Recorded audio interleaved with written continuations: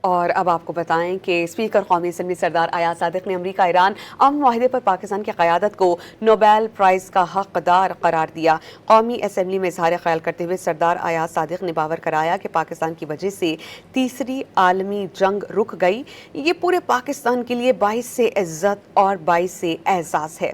انہوں نے ثالثی کے لیے بھرپور کردار ادا کرنے پر وزیر اعظم شہباز شریف، نائب وزیر اعظم فیلڈ مارشل سید عاصم منیر اور وفاقی وزیر داخلہ کو زبردست خراج تحسین بھی پیش کیا۔ اللہ تعالیٰ نے یہ اعزاز پاکستان کے حصے میں آیا ہے کہ جس میں پاکستان کو وہ عزت ملی جس کی وجہ سے تیسری جنگ عظیم شاید ہونے سے رک گئی۔ عزت جو بنی ہے یہ ہم سب کی عزت بنی ہے۔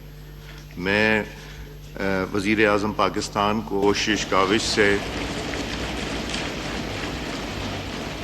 کل رات کو جو پیش رفت ہوئی وہ ممکن نہیں تھی۔ میں محترم ڈپٹی پرائم منسٹر صاحب کو بھی مبارکباد پیش کرتا ہوں۔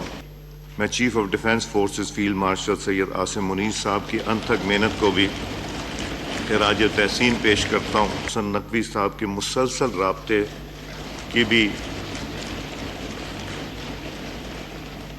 نیشنل سیکیورٹی ایڈوائزر عاصم ملک صاحب کی کاوشیں، تو اگر کوئی نوبیل پرائز کا حقدار ہے تو وہ آپ کی قیادت ہے، پاکستان کی قیادت ہے۔